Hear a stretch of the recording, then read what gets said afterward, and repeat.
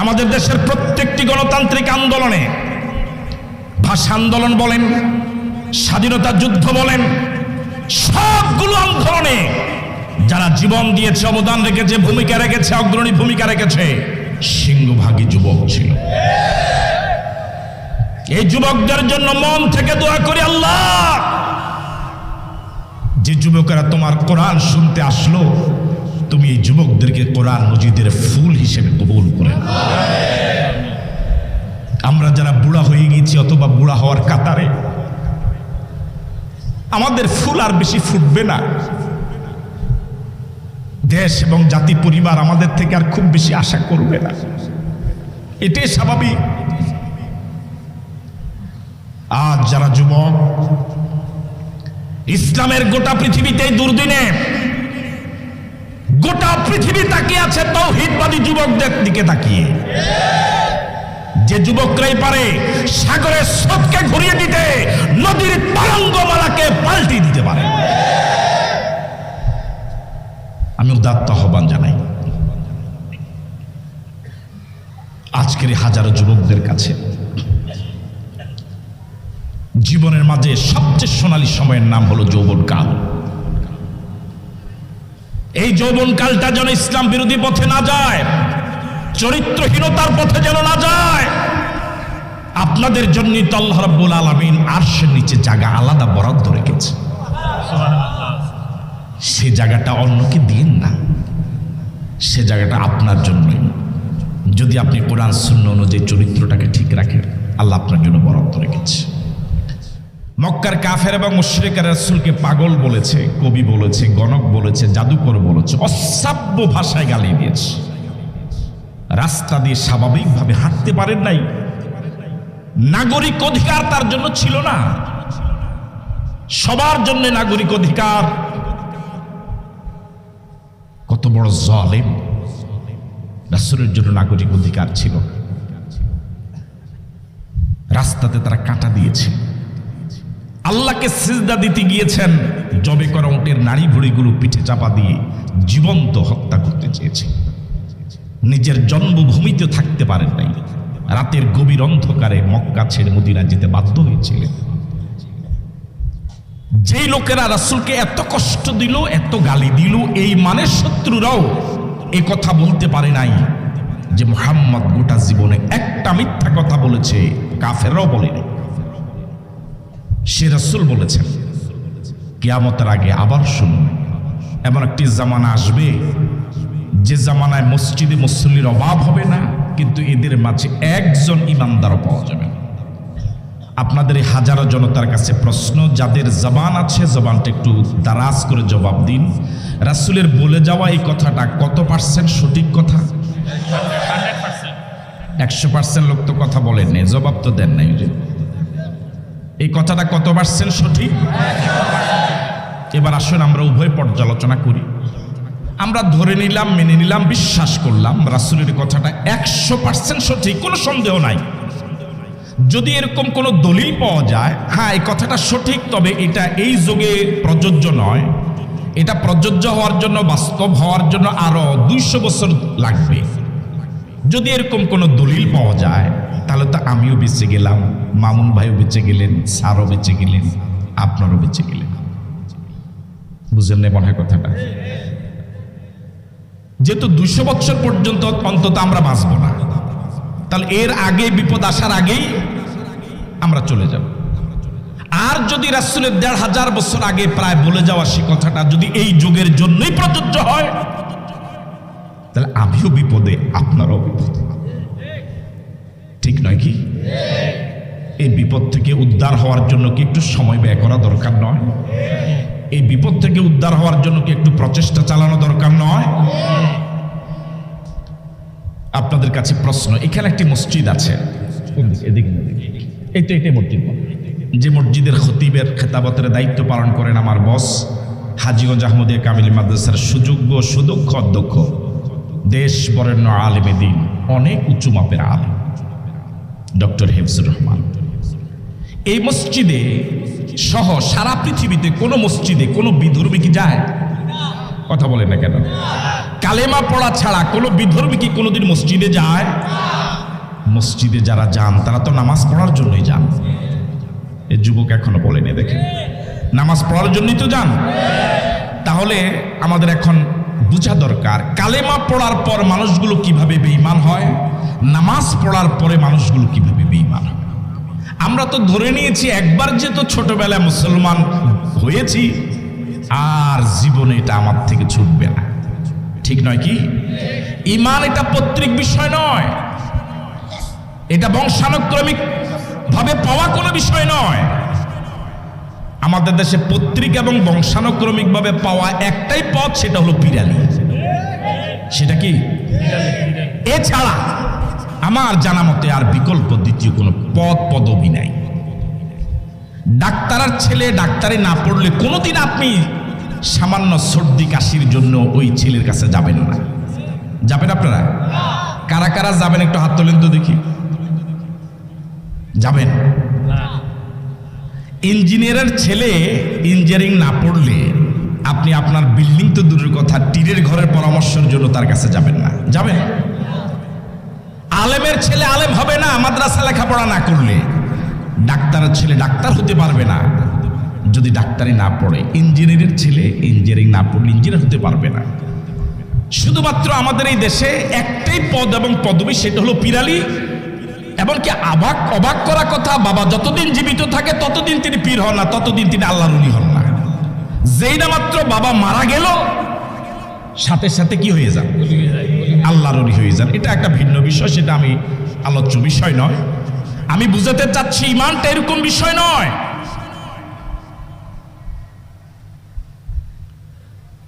একটা বিধর্মীর লোক বিধর্মীর ঘরে নবী হয়েছেন, নবীর ছেলে বিধর্মী হয়ে জাহান্নামী হয়েছে। ঠিক নয় কি? নবীর ছেলে জাহান্নামী আছে না নাই? বিধর্মীর ঘরে নবী হয়েছে না হয় নাই? হয়েছে। সম্মানিত দিনী ভাইয়েরা, আমরা কি সকলে জান্নাতে যেতে চাই? সবাই চাই? কারা কারা চাই একটু হাতটাকে তুলে দেখানো যাবে? আল্লাহ কবুল করুক বলি আমিন। হাত নামান। জান্নাতে যাওয়াটা কি খুব জরুরি? আপনারা আজকে কথা এইভাবে বলেন কেন? জান্নাতে যাওয়াটা কি খুব জরুরি? ভয় পাইছে মনে হয়? ভয় পাই না? জান্নাতে যাওয়াটা কি খুব জরুরি? যাওয়াই লাগবে, না গেলে চলবে না। টমসম ব্রিজ যাওয়া যেরকম জরুরি, জান্নাতে যাওয়া এরকম জরুরি না? আর একটু বেশি জরুরি? ঢাকা যাওয়া যেরকম জরুরি এরকম জরুরি? ঢাকা জীবনে না গেলেও চলবে। দেশে অসংখ্য মানুষ আছে যিনি ঢাকা জীবনে যান নাই, যাওয়া হবে না, কিন্তু এতে তার সংসার জীবনে কোনো সমস্যা হয় না। হয়তো এখানেও কিছু থাকতে পারেন, হয়তো লজ্জা হাত তুলবেন না, আমিও বলবো না। ঢাকা না গেলেও চলবে, টমসম ব্রিজ না গেলেও চলবে, কান্দির পাড় না গেলেও চলবে, কিন্তু জান্নাতে যাওয়াই লাগবে। ঠিক নয় কি? আপনি অতীব জরুরি প্রয়োজনে টমসম ব্রিজ রওনা হয়েছেন। জরুরতটা এরকম যে আপনার ঘরে আপনার বাসায় একজন মুমূর্ষু রোগী শোয়া, জীবন যায়। আপনি ডাক্তার ডেকেছেন, ডাক্তার দেখে বলেছে রোগীর অবস্থা জটিল, একটা ইনজেকশন লিখেছে, এটা ওই দোকানে গেলে কান্দির পাড় গেলে পাবেন, টমসম ব্রিজ গেলে পাবেন। আপনার এই যে রওনা হলেন, এই রওনা হওয়াটা কি খুব জরুরি নয়? এত জরুরত নিয়ে আপনি রওনা হলেন, একটু বের হওয়ার পরেই দেখেন রাস্তার মাঝে একটা গরু বাঁধা, যে গরুটা শিংওয়ালা, মানুষ দেখলে আঘাত করে। গরু শিং দিয়ে মানুষকে আঘাত করলে আঞ্চলিক ভাষা এটাকে কি বলে? এই কাজটাকে কি বলে? মনে হয় সব ঢাকা থেকে আসছে। কি বলে? আমার কাছে কেন যেন মনে হয়, আপনারা আমার সাথে একমত হন কিনা জানি না, গরু আগে যে পরিমাণ মানুষকে আঘাত করত, এখন আর ওই পরিমাণ গরু আঘাত করে না। এখন গরুরের চরিত্রটা চলে আসছে দু পায়া জানোয়ারের ভিতরে। আগে যেটা ছিল চার পায়া জানোয়ারের খাসিয়ত, এটা এখন চলে আসছে দু পায়া জানোয়ার। দু পায়া জানোয়ার চিনেন তো? জানোয়ার এটা গালি নয়, জানোয়ার মানে জানদার, যাদের ভিতরে কি আছে? জীবন আছে, জান আছে, প্রাণ আছে। আমার ভাইয়েরা, গরু আঘাত করলে তো মানুষ বাঁচে, কিন্তু মানুষ যখন মানুষকে, জানোয়ার রূপী মানুষেরা যখন আঘাত করে তখন মানুষ কবরে চলে যায়। ছোটবেলা দেখেছি বাড়িতে যারা গাভী পালতেন, দুধ দহন করার জন্য খুব জটিল অবস্থা ছিল। দুধের বাটে হাত দিলেই গরু, এটা সব লন্ডন থেকে আসছে মনে হয়, বুঝলেন? হ্যাঁ, শেষ পর্যন্ত মালিক দুটা বাঁশ গাড়িয়ে পাও বেঁধে দুধ দহন করতেন। এখন আপনি একটু খেয়াল করেন, গ্রাম অঞ্চলে এখন আর কিন্তু এভাবে বাঁশ বাঁধা লাগে না। গরু এখন লাথি আগের মতো দেয় না, বরং এখন ইন্টারনেট ঘাটলে দেখবেন ছোট্ট 2 বছরের পিচ্চি ও দুধের বাঁট থেকে মুখ দিয়ে চুষে চুষে দুধ খায়, গরু কিছুই বলে না। কিন্তু ওই হিংস্র প্রাণীগুলোর কাছে ছোট্ট বাচ্চাটা নয়, গর্ভের সন্তান নিরাপদ নয়। সম্মানিত দিনী ভাইরা,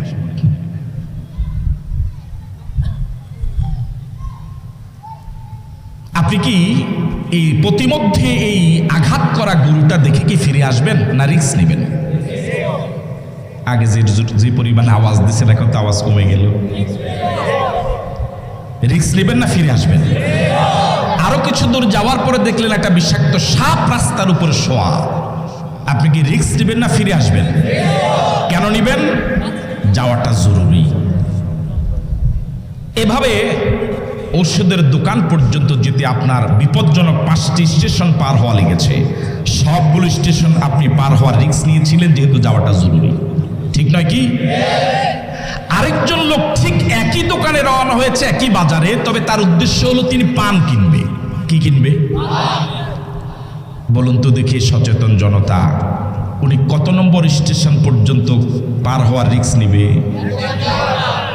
কত নম্বর বিপজ্জনক স্টেশন থেকে ফিরে আসবে? প্রথমটা থেকে ফিরে আসবে? কথা বলে না কেন? কেন ফিরে আসবে? আজকে পান খেলাম না, আগামীকাল খাবো, ঠিক নয় কি? দুজন একই দোকানে রওনা হলেন, একই বাজারে, একজনের জীবন বাজি রাখলেন, রিস্ক নিলেন, আরেকজনের টোটাল প্রথম স্টেশন থেকে ফিরে আসার সিদ্ধান্ত নিলেন। দুইজনের উদ্দেশ্য ভিন্ন। এবার বলুন তো দেখি, আপনি ইঞ্জেকশনটা আনলে কি রোগীটা বাঁচবে? কোনো গ্যারান্টি আছে? বরং ইঞ্জেকশন আসার আগেই তো মরে যেতে পারে। এরপর আপনি রিস্ক নিলেন। এই অসুস্থ রোগীর জন্য ওষুধ আনা যেরকম জরুরি, এই পথে যাওয়া যত জরুরি, জান্নাতে যাওয়া কি এরকম জরুরি না আরেকটু কম জরুরি? হ্যাঁ, আরো বেশি জরুরি।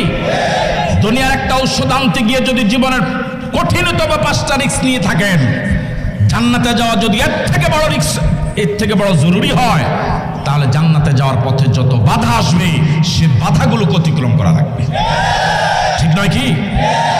যদি আপনি জানেন কোরআন সুন্নাহর আলোকে যে আশরাফিকে দাওয়াত দিলেন, আশরাফির নামে স্লোগান দিলেন, যদিও আমি ব্যক্তিগতভাবে নামের স্লোগান আমি পছন্দ করি না, আমাকে হুন্ডার বহরে রিসিভ করবে। আজকেও প্রিন্সিপাল রাশেদ সাহেবকে বলেছিলাম শুধু একজন লোক দিবেন যে আমাকে পথ চিনাবে।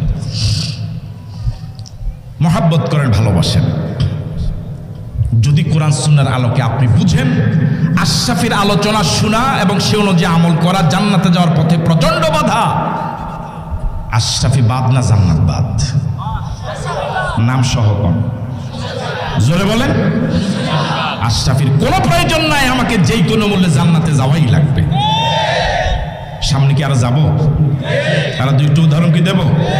এই উদাহরণ দেওয়ার আগে একটি কথা আপনাদের নলেজে থাকা জরুরি, হয়তো আছে, ফাযাক্কির ফাইন্না যিকরা তানফাউল মুমিনিন। আপনি যখন শারীরিক রোগ নিয়ে কোনো ডাক্তারের কাছে যান, যদি আপনার নিয়ত থাকে এরকম যে ডাক্তার শুধু মিষ্টি মিষ্টি সিরাপ দিবে, তাহলে আপনি রোগী হিসেবে অত ভালো রোগী না। বুঝেন না মনে হয় কথা? ডাক্তার আপনার রোগ অনুযায়ী কখনো মিষ্টি সিরাপ দিবে, রুচি বাড়ার ওষুধ দিবে, কখনো ট্যাবলেট দিবে, কখনো সিরাপ দিবে, কখনো তিতা ওষুধ দিবে, কখনো সুই ঢুকাবে, ঠিক নয় কি? কি অবাক করা কথা, আপনি দেখছেন আপনার গায়ে সুই ঢুকাচ্ছে, আপনার এত কষ্ট করে আপনি যে খেলেন এগুলোর দিয়ে রক্ত হলো, রক্তটা বের করে নিয়ে যাচ্ছে, আবার আপনি তাকে টাকাও দেন, ঠিক নয় কি? কি অবাক করা কথা, আপনি তাকে টাকা দেন, আপনার রক্ত নিয়ে যায়।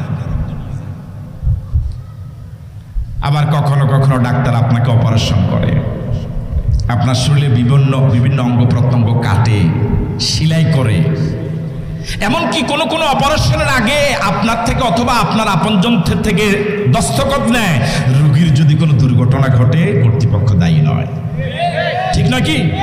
আপনার জীবনটা দিয়ে দেওয়ার জন্য ওর হাতে আপনি দস্তখত দিয়ে দিলেন, সবই দিলেন, রোগী বাঁচুক বা মরুক।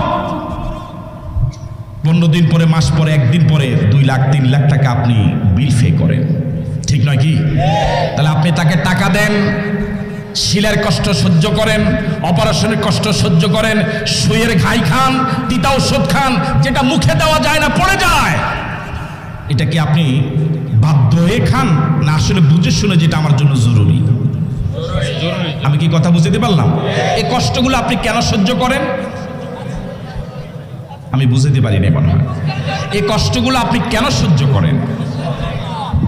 যদি রোগ আপনি মুক্ত না হন, সর্বশেষ রেজাল্ট হলো আপনি মরে যাবেন। এই তো, মরে যাওয়ার জন্য কি অসুস্থতা জরুরি?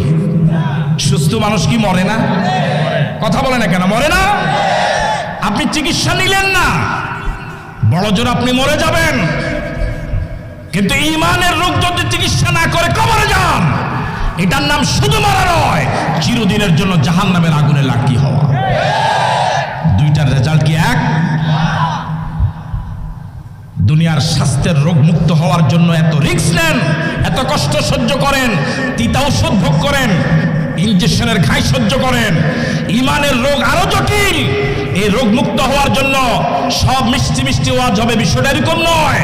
কখনো কখনো আপনার বিরুদ্ধে যাবে, নেতার বিরুদ্ধে যাবে, পীরের বিরুদ্ধে যাবে, মা বাবার বিরুদ্ধে যাবে।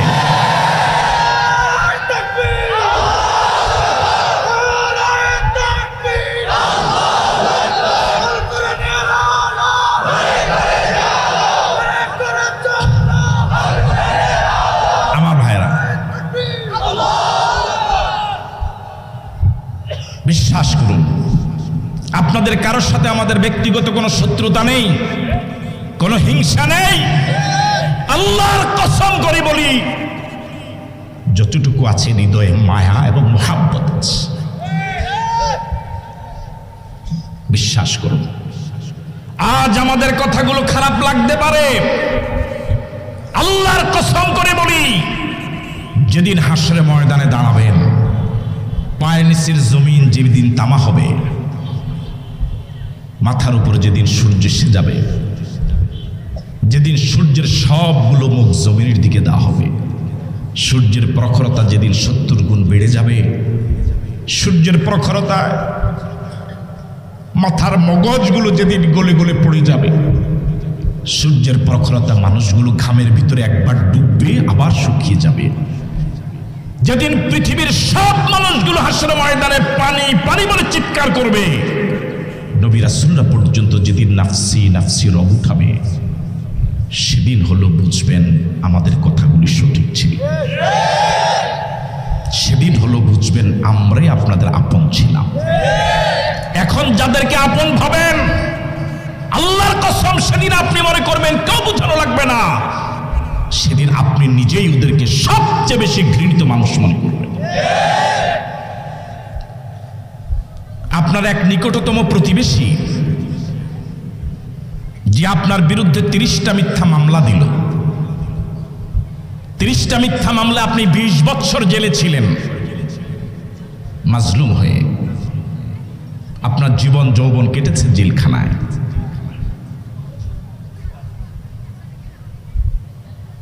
আপনি জেল থেকে মুক্ত হয়ে বাড়িতে আসলেন, এসে বিয়ে শাদী করলেন, নববধূকে নিয়ে শ্বশুর বাড়িতে রওনা হলেন। আপনার বাড়ি পার হওয়ার পরে প্রথমেই তার বাড়ি পড়ে যে আপনাকে এতগুলো মামলা দিয়ে আপনার জীবন যৌবন 20 বছর জেলে কাটানো। আপনি ওর বাড়ির সামনে গিয়েই দেখেন, ওর বাড়ির সামনে একটা পুকুর, ওই লোকটার ছোট্ট একটা ছেলে পুকুরে পানিতে পড়ে গেছে অথবা আগুনে পড়ে গেছে। আপনি কি বাচ্চাটাকে উঠাবার জন্য পানিতে পড়বেন না? পানিতে নামবেন না? এই বাচ্চাটাকে বাঁচাবার জন্য কি আপনি আগুনে হাত দিবেন না? তখন কি মনে হবে ওর বাবা আমার বিরুদ্ধে এত বড় অন্যায় অন্যায় করেছে, এটা কি মনে হবে? আপনি যদি মানুষ হন আপনি অবশ্যই পানিতে নামবেন। এদেশের ওলামায়ে কেরাম, হক্কানি পীর মাশায়েখ দেখছেন লক্ষ কোটি মানুষ জাহান্নামের দিকে মিছিল সহকারে রওনা হচ্ছে, শুধুমাত্র এই জাতিকে বাঁচাবার জন্য, নিজে এবং জাতিকে বাঁচাবার জন্য, সকলে মিলে জান্নাতি হওয়ার জন্য, জাহান্নামের আগুন থেকে বাঁচাবার জন্য জীবনের রিস্ক নিয়ে আমরা এই কথাগুলো বলি। আল্লাহ আমাদেরকে বুঝদান করুন, জাহান্নামের কঠিন আগুন থেকে মালিক আমাদেরকে হেফাজত করুন। দিনী ভাইয়েরা, বলতেছিলাম জান্নাতে যাওয়ার পথে যত বাধা আসে সব বাধা অতিক্রম করতে রাজি আছেন তো? উদাহরণ দিয়েছি শুধু আশরাফি, সামনে আর কিছু দেব? আপনারা যে যে পীরের মুরিদ, যদি আপনি কোরআন সুন্নাহর আলোকে বুঝেন, আপনার পীরের আকীদা, বিশ্বাস, চিন্তা, চেতনা, জিকির, আজকার, জাগ সব জান্নাতে যাওয়ার পথে বাধা। আপনি কি পীর বাদ দিবেন না জান্নাত বাদ দিবেন? আরো আসতে বলেন, ঝামেলা আছে মনে হয়। এখানে পীর বাদ না জান্নাত বাদ? আমার পীরের কোনো প্রয়োজন নাই, আমার জান্নাতে যাওয়া দরকার, ঠিক নয় কি? আপনারা যে যে দল করেন, যদি আপনি কোরআন সুন্নাহর আলোকে বুঝেন, আপনার দলের নেতা, আপনার দলের কর্মসূচি, কর্মপদ্ধতি, চিন্তা, চেতনা, ধ্যান, ধারণা, আকীদা, বিশ্বাস সবটাই জান্নাতে যাওয়ার পথে বাধা। দল বাদ না জান্নাত বাদ? 10 বছর পরে দিয়ে। কখন থেকে? এটা যত জোর গলায় বললেন, বাস্তবিক এটা আমল করা এত সহজ? আমার ভাইয়েরা, জান্নাতে যাওয়ার পথে যেই বাধা হবে, যদি আশরাফি হয়, দল হয়, নেতা হয়, পীর হয়, ইমাম হয়, আমি সব বাদ দেব, জান্নাতের পথ বাদ দেওয়া যাবে না। রাজি আছি? এবার আপনাদের হাজারো জনতার কাছে প্রশ্ন, বক্তাদের, শ্রোতাদের উপর যে পরিমাণ অবদান, বক্তাদের উপরে শ্রোতাদের এর থেকে অবদান কম না বেশি? সহজভাবে আবার বলি, আমাদের অবদান বেশি না আপনাদের অবদান বেশি? আপনাদের অবদান বেশি। এদেশে কোনো বক্তার গাড়ির চাকা ঘুরবে না যদি মাহফিলের আয়োজন না করেন, ঠিক নয় কি? গাড়ির চাকা তো দূরের কথা, গাড়ি তো কিনতে পারবে না। তাহলে মাহফিলের আয়োজকরা যদি মাহফিল আয়োজন না করেন, শ্রোতারা যদি না আসেন, তাহলে দেশের সব বক্তার বক্তাগিরি শেষ। মুরিদেরা যদি পীর সাহেবের হাতে মুরিদ হবেন, টাকা পয়সা দিবেন না, কোন পীর এদেশে পীরালি করবে আমার বুঝে আসে না। তাহলে মুরিদ ছাড়া পীরের পীরালি শেষ, শ্রোতা ছাড়া বক্তার বক্তাগিরি শেষ, কর্মী ছাড়া নেতার নেতাগিরি শেষ।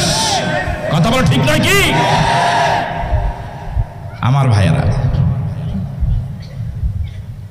শুধু আয়োজক এবং শ্রোতাই নয়, টাকা কম দিলেও তো বক্তা পাওয়া যায় না, ঠিক নয় কি? অন্যকে পান কি পান না জানি না, সিংহবাগের একই অবস্থা।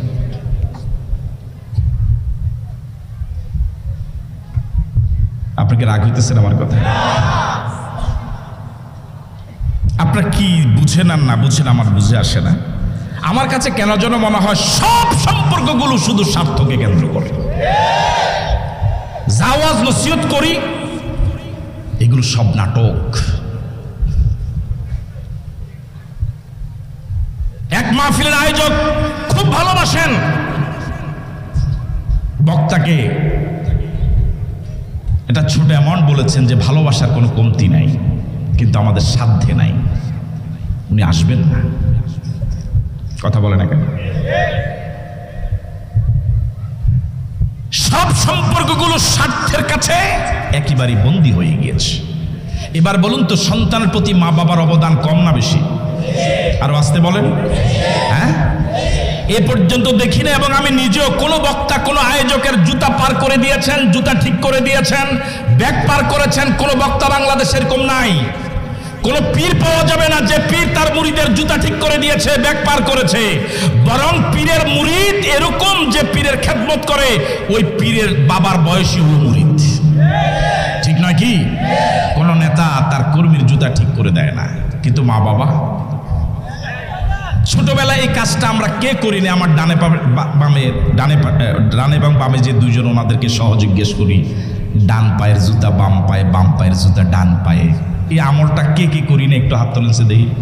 সবাই হ্যাঁ, সবাই। আমার মনে হয় একজনও পাওয়া যাবে না যে এই আমলটা করে নাই সে। ডান পায়ের জুতা বাম পায়ে, এটা একটা কমন আমল। বলুন তো দেখি, তখন কে ঠিক করে দিয়েছিল? মা বাবা।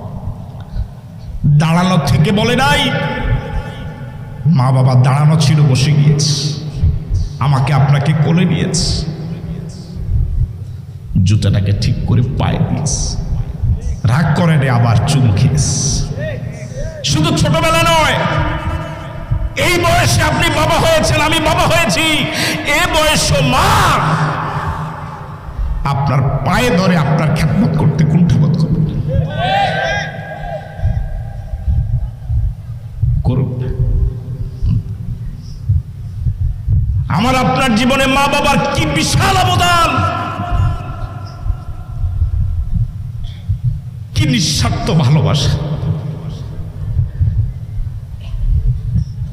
যে মা বাবার আমার আপনার জীবনে এত অবদান, ওই মা বাবাও যদি জান্নাতে যাওয়ার পথে বাধা হয়, মনোযোগ দিয়ে শুনেন, ওই মা বাবাও যদি বলে নামাজ পড়া যাবে না, রোজা রাখা যাবে না, কোরআন সুন্নাহ মানা যাবে না, আল্লাহ রাসূল মানা যাবে না, ইসলামী আন্দোলন করা যাবে না, একামতে দ্বীনের কাজ করা যাবে না, মা বাবাকে মা বাবা হিসেবে শ্রদ্ধা করব, সম্মান করব, ইজ্জত করব, তারা অসুস্থ হলে সেবা করব, চিকিৎসা করাবো, কিন্তু মা বাবার যে কথা জান্নাতে যাওয়ার পথে বাধা, ওই কথা মানা যাবে না। আমি কি কথা বুঝতে পারলাম আপনাদেরকে? একটি হাদিস আমাদের দেশে প্রচলিত আছে, যদিও সনদ সম্পর্কে যথেষ্ট কথাবার্তা আছে। সেটা হলো এই, এক ওয়াক্ত নামাজ না পড়লে ৮০ হোক বা দুজক। একজন জিজ্ঞেস করলেন যে হুজুর, যে নামাজই পড়ে না, তার হোক বাই নেই। যে জায়গায় মা বাবার কথাই ইসলাম বিরোধী হলে, জান্নাতের পথে বাধা হলে, মা বাবার কথাই মানা যাবে না, সে জায়গায় কোন জায়গায় আশরাফি নেতা পীর, এদের তো হোক বাই নাই। কথা বলা ঠিক নয় কি? আমার ভাইয়েরা, জীবনও খুব দামি, ইমানও খুব দামি। এই দুইটার মাঝে বেশি দামি কোনটা? আরো জোরে বলেন। আপনার হাতে, এটাকে মামুন ভাই এত কম দামা ফসিডে রাখছেন কই? আপনার হাতে দুইটা মোবাইল, একটার দাম 50,000, আর একটার দাম এটা মনে হয় 3500 টাকা, 3000 টাকা। আপনি ডাকাতের কবলে পড়েছেন, প্রথমে চেষ্টা করবেন দোনোটা মোবাইলে যেন রক্ষা করা যায়। কিন্তু পরিস্থিতি যদি এরকম জটিল হয় যে আপনাকে ও না নিয়ে ছাড়বে না, আপনি সম্ভবত আগের 30-50,000 টাকাটা দিয়ে দিবেন। কোনটা দিবেন আগে?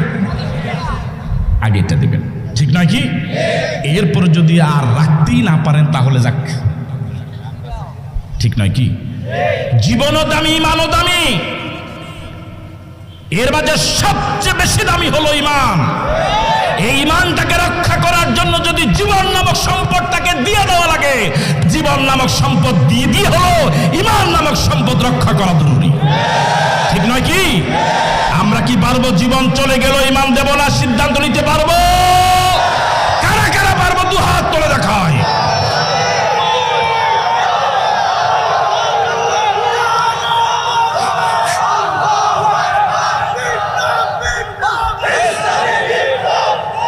আমার ভাইরা, আজকে উপস্থিতির সিংহভাগ যুবক, যুবকদেরকে মোবারকবাদ জানাই, ধন্যবাদ জানাই। রাসূল করিম সাল্লাল্লাহু আলাইহি ওয়াসাল্লামের কালেমার দাওয়াত যারা রিসিভ করেছিলেন, সেই দুর্দিনে সকলেই যুবক ছিলেন। যারা বিরোধিতা করেছেন তারা বুড়া ছিলেন। আমাদের দেশের প্রত্যেকটি গণতান্ত্রিক আন্দোলনে, ভাষা আন্দোলন বলেন, স্বাধীনতা যুদ্ধ বলেন, সবগুলো আন্দোলনে যারা জীবন দিয়েছে, অবদান রেখেছে, ভূমিকা রেখেছে, অগ্রণী ভূমিকা রেখেছে, সিংহভাগী যুবক ছিল। এই যুবকদের জন্য মন থেকে দোয়া করি, আল্লাহ, যে যুবকেরা তোমার কোরআন শুনতে আসলো, তুমি এই যুবকদেরকে কোরআন মজিদের ফুল হিসেবে কবুল করে। আমরা যারা বুড়া হয়ে গেছি, গিয়েছি অথবা বুড়া হওয়ার কাতারে, আমাদের ফুল আর বেশি ফুটবে না। দেশ এবং জাতি পরিবার আমাদের থেকে আর খুব বেশি আশা করবে না, এটাই স্বাভাবিক। আজ যারা যুবক ইসলামের গোটা পৃথিবীতে দুর্দিনে গোটা পৃথিবী তাকিয়ে আছে তাওহীদবাদী যুবকদের দিকে তাকিয়ে, যে যুবকরাই পারে সাগরের স্রোতকে ঘুরিয়ে দিতে, নদীর তরঙ্গমালাকে পাল্টে দিতে পারে। আমি উদাত্ত আহ্বান জানাই আজকের হাজারো যুবকদের কাছে, জীবনের মাঝে সবচেয়ে সোনালী সময়ের নাম হলো যৌবনকাল। এই যৌবনকালটা যেন ইসলাম বিরোধী পথে না যায়, চরিত্রহীনতার পথে যেন না যায়। আপনাদের জন্যই তো আল্লাহ রাব্বুল আলামিন আরশের নিচে জায়গা আলাদা বরাদ্দ রেখেছে। সে জায়গাটা অন্যকে দিন না, সে জায়গাটা আপনার জন্যই। যদি আপনি কোরআন সুন্নাহ অনুযায়ী চরিত্রটাকে ঠিক রাখেন, আল্লাহ আপনার জন্য বরাদ্দ রেখেছে। সম্মানিত দিনী ভাইয়েরা, ঈমান এত দামি, মিজানের এক পাল্লা যদি লা ইলাহা ইল্লাল্লাহ দেওয়া হয়, আরেক পাল্লা যদি 7 আকাশ 7 জমিন উঠায় দেওয়া হয়, কালিমার পাল্লাটাই ওজনদার হবে। রাসূল করিম সাল্লাল্লাহু আলাইহি ওয়াসাল্লাম বলেছেন, সর্বশেষ যে ব্যক্তি জান্নাতে যাবে তার জন্য 7 পৃথিবীর সমান জায়গা জান্নাতে বরাদ্দ আছে। আর আসতে বলেন সুবহানাল্লাহ।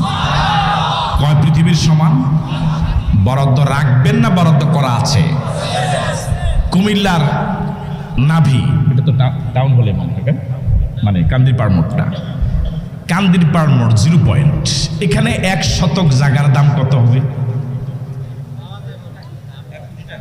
কম না, এটা নিয়ে তো ঝগড়া হবে না, 3-4 কোটি, এটাই সঠিক হবে। এই হিসেবে টোটাল কুমিল্লা শহরটার দাম কত, এটা কি ক্যালকুলেটর হিসাব করা যাবে? একটু কথা বলেন, করা যাবে? টোটাল কুমিল্লাটা কেনার মতো কোনো লোক কি দেশে আছে বলে মনে করেন? এভাবে পুরা কুমিল্লা জেলা, এভাবে বাংলাদেশ, এভাবে পৃথিবী, এরকম 7 পৃথিবীর সমান জায়গা আল্লাহ জান্নাতে বরাদ্দ রেখেছে ওই ব্যক্তির জন্য যে ব্যক্তি লা ইলাহা ইল্লাল্লাহ নিয়ে কবরে যেতে পেরেছে। আরো জোরে বলেন। এই পানির বোতলটার দাম যদি 15 টাকা হয়, তাহলে এটা কেনার জন্য 15 টাকা পুঁজি দরকার। কত টাকা? আপনি কি বিরক্ত হচ্ছেন? এই মোবাইলটার দাম যদি 3000 টাকা হয়, তাহলে এটা কেনার জন্য কয় হাজার টাকা দরকার? 3000 টাকা দরকার। এটার দাম যদি 15,000 টাকা হয়, তাহলে এটা কেনার জন্য 15,000 টাকা দরকার, ঠিক নয় কি? তাহলে 7 পৃথিবীর সমান জান্নাত কেনার জন্য যে পুঁজিটা লাগবে, এটা কেনার জন্য 15,000 পুঁজি লাগবে, এটা কেনার জন্য 15 টাকা পুঁজি লাগবে, এটা কেনার জন্য 3000 টাকা পুঁজি লাগবে। 7 পৃথিবীর সমান জান্নাত কেনার জন্য যে পুঁজিটা লাগবে, এটার নাম, আরো জোরে বলে, এটার নাম। একজন শ্রমজীবী মানুষ 500 টাকা সন্ধ্যাবেলা পকেটে আসতে গিয়ে সারাদিন যে হাড় ভাঙ্গা পরিশ্রম করে, 7 পৃথিবীর সমান জান্নাত যে পুঁজির বিনিময়ে পাবো, ওই পুঁজিটা সংগ্রহ করতে 500 টাকার শ্রমিকের যে পরিমাণ পরিশ্রম করে পকেটে 500 টাকা আনে, আমার আপনার কি এর 1000 কোটি ভাগের 1 ভাগও পরিশ্রম করা লেগেছে? কথা বলা লেগেছে? বরং আমার মন বলে, গত 2 বছর করোনার কারণে সারা পৃথিবীর সরকারগুলো পরীক্ষা ব্যবস্থা কলাপস হয়ে যাওয়ার কারণে একটা নতুন পদ্ধতি আবিষ্কার করেছে, অটো পাস। মানে পরীক্ষা হবে না, পাস করবে স্বাভাবিকভাবে। আমার কাছে মন বলে, আল্লাহ রাব্বুল আলামিন ঈমান নামক পৃথিবীর সবচেয়ে দামি সম্পদটা আমাকে আপনাকে দিয়েছে অটো পাসের মতো উপহার হিসেবে, ঠিক নয় কি? এই জন্য কি আল্লাহ শুকরিয়া আদায় করা দরকার নয়? যখন আমার আপনার আলোচনাই ছিল না, জন্মই হয় নাই, তখন আল্লাহ রাব্বুল আলামিন আমার আপনার নাম ইমানদারদের কাতারে লিখিয়ে দিয়েছে। এটা কি ছোট নিয়ামত না অনেক বড় নিয়ামত? নিয়ামতটা যত বড় তত জোরে আওয়াজ দিয়ে বলেন আলহামদুলিল্লাহ। আরো জোরে বলেন আলহামদুলিল্লাহ। এবার আপনাদের কাছে প্রশ্ন, সম্পদ যত দামি, এটার পিছনে চোর ডাকাতের নজর তত কম থাকে না বেশি থাকে? কথা বলতেছেন ওনারা? কিছু কিছু সম্পদ এরকম আছে যেটা রাস্তায় পড়ে থাকলেও কেউ নেয় না, আর কিছু কিছু সম্পদ আছে এরকম আপনি ব্যাংকে রাখলেও সেখান থেকে চুরি হয়, ঠিক নয় কি? এটা কেন? সম্পদের মানের কারণে। দুঃখজনক হলেও বাস্তব সত্য কথা হলো এই, দুনিয়াতে যারা সম্পদ চুরি করে তাকে মানুষ আজীবন চোর বলে ঘৃণা করে। একটা লোক যদি 20 বছর আগে শুধু গাছ থেকে ডাব চুরি করেছে, এরপরে সে আর কোনোদিন চুরি করে নাই, ভালো হয়ে গিয়েছে, কিন্তু এই 20 বছর পরে এই লোকটা মারা যাওয়ার পরে তার জানাজায় যাওয়ার পর আপনার মনে হবে তো একসময় চোর আছিল। কথা কয় না ঠিক কিনা? তার একটা উপযুক্ত ছেলে অনেক ভালো মানের উচ্চ শিক্ষিত, বাবা জীবনে একবারে চুরি করেছে, তাও 20 বছর আগে। ছেলের মতো সৎ ছেলে ওই এলাকায় পাওয়া কল্পনা। আপনার একটা উপযুক্ত মেয়ে কি ওই ছেলের কাছে বিয়ে দিবেন? দিবেন না। আপনি ওকে বেয়াই বানাবেন না, মনে করবেন যে সে জীবনে চুরি করেছে একবার, ঠিক নয় কি? যে জীবনে একবার চুরি করলো তা 500 টাকার ডাব, তাকে আপনি আজীবন চোর বলে ঘৃণা করেন, যদিও সেই লোকটা তওবা করে এমন ভালো হয়েছে আপনার থেকেও তার মর্যাদা অনেক বেশি। কিন্তু সবচেয়ে দামি সম্পদ যার নাম ঈমান, এই ঈমান যারা চুরি করে তাদেরকে মানুষ ঘৃণা করে না, তাদেরকে মানুষ বরং সবচেয়ে বেশি সম্মান করে, দাওয়াত দেয়, ওয়াজ শুনে যাওয়ার সময় ঈমানও নিয়ে যায়, লাখ লাখ টাকাও নিয়ে যায়। আমি কি কথা বুঝতে পারছি আপনাদেরকে? দুনিয়ার সম্পদ যারা চুরি করে তাদেরকে আমরা ঘৃণা করি, ওদেরকে চোর বলি, ডাকাত বলি।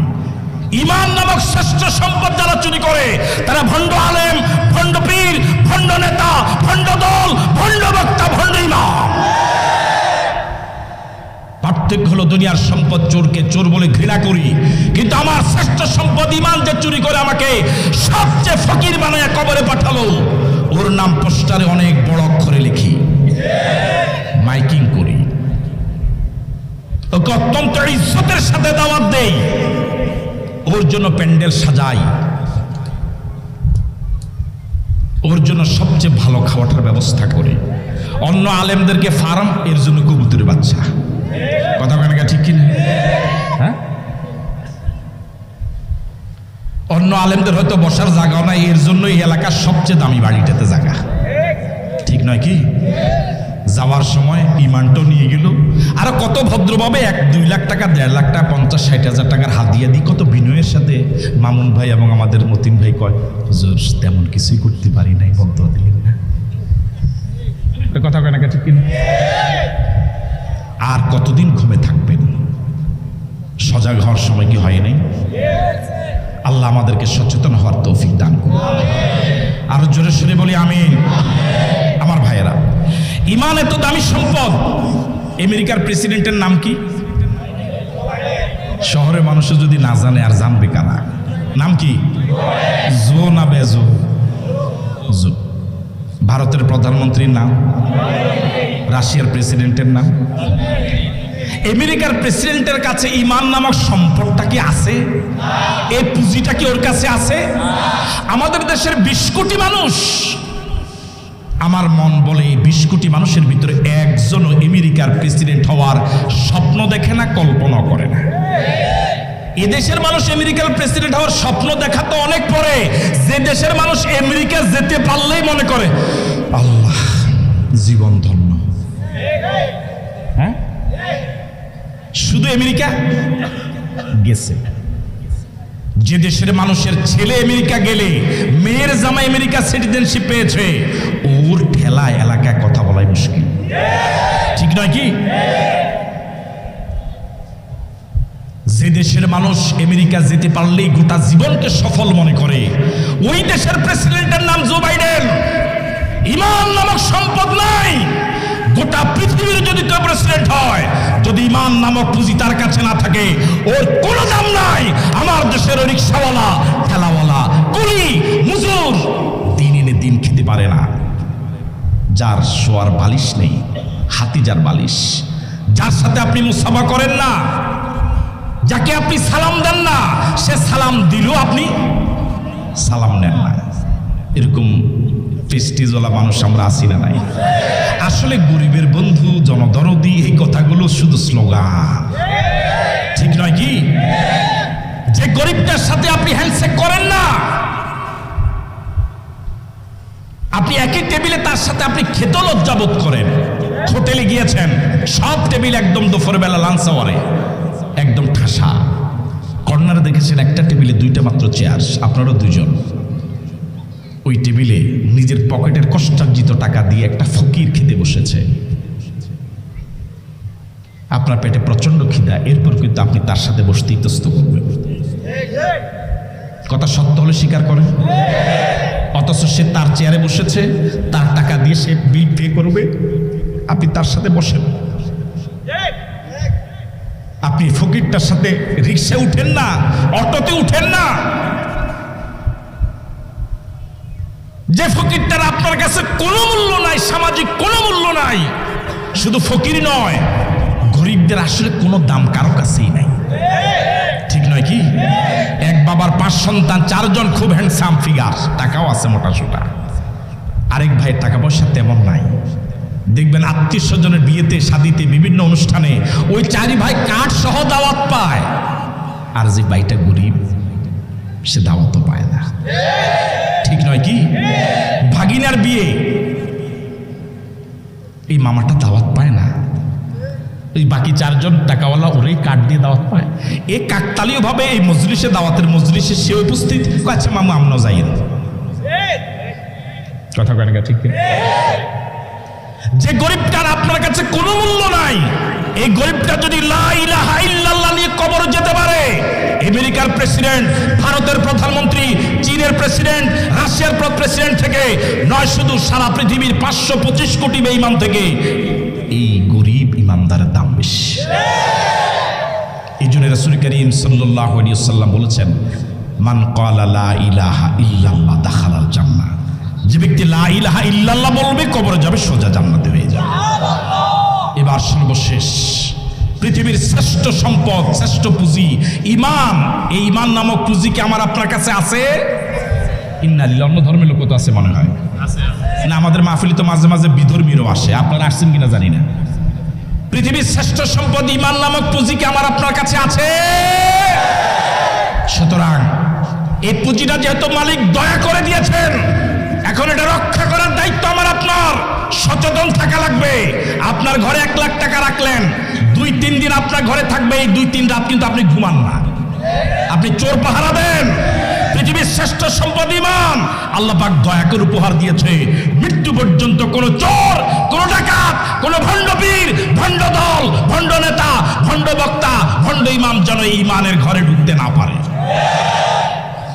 আর দোয়া করা দরকার আল্লাহর কাছে, রব্বানা লা তুযিগ কুলুবানা বা'দা ইয হাদাইতানা ওয়া হাব লানা মিন লাদুনকা রাহমাতান ইন্নাকা আনতাল ওয়াহ্হাব। মালিক ও আমার রব, একবার যেহেতু দয়া করে ঈমান নামক শ্রেষ্ঠ পুঁজি তুমি দিয়েছো, হেদায়েত দিয়েছো, মৃত্যু পর্যন্ত তুমি আর গোমরাহ করো না। বলি আমিন। আরো জোরে সরে বলি আমিন।